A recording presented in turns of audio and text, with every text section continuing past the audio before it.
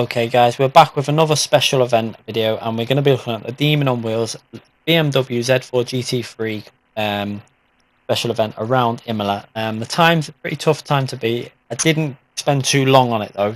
I think we spent about 15 minutes, so the setup should be able to get you it with a bit of practice, but like I say, I might need to work on the setup a bit more maybe in the future, but I've included the setup I used to get the lap, and we'll go through a quick little brief track guide for yourselves. So we're heading off down the straight. We're going to be going pretty much flat out in 6th gear as we head into the braking zone. What we're going to look out for is a little kink in the road as it straightens up. We're going to be going down into the 4th then 3rd gear, as you see, going from around the 200 mark there, going down into 3rd gear, over the curb on the left, then use the curb on the right again, hard on the power in 3rd gear. Don't be scared to put that power down into 4th gear, flat out. No traction control on for this lap, as you can see there's 0 there. Then we're going to go down into 4th gear for this corner, and then back down into 3rd gear, try and hit the curb on the right and use a bit of the curb on the left.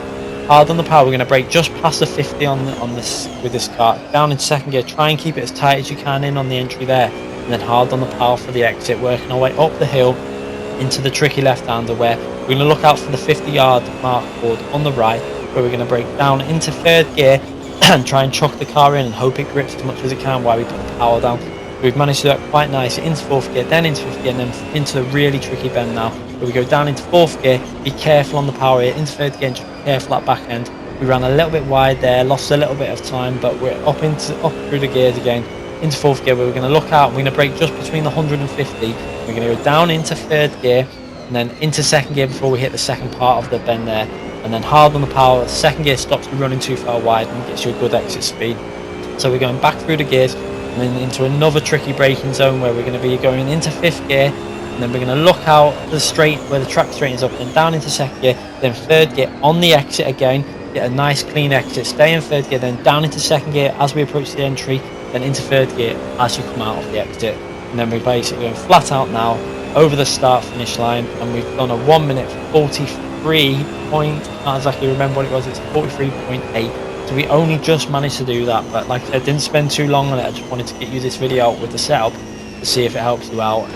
You should be able to get a low 43 with that setup with a bit more time and hot lapping it, but it was still quite a tough one. It took me a good 15 to 20 minutes to get that lap in. So we're going to run 76 on the front brake bias, 1.5 downforce, and differential on 40/40. This is with no traction control obviously, and the gears slightly adjusted from the default. Now brake tyre pressure slightly low on the front, and cambers -3, -1.6, toe -2. Spring slightly adjusted to deal with the curves, but I think they might have been a little bit too strong on the front, so I maybe would consider lowering them down slightly, as when watching the replay you could see the tyres were losing contact with the surface, so they were a little bit too stiff, I think, the springs on the front. So just maybe lower them springs on the front, or maybe consider looking at the roll bar and adjusting that on the front, just lowering it slightly just to give yourself a bit more front end grip.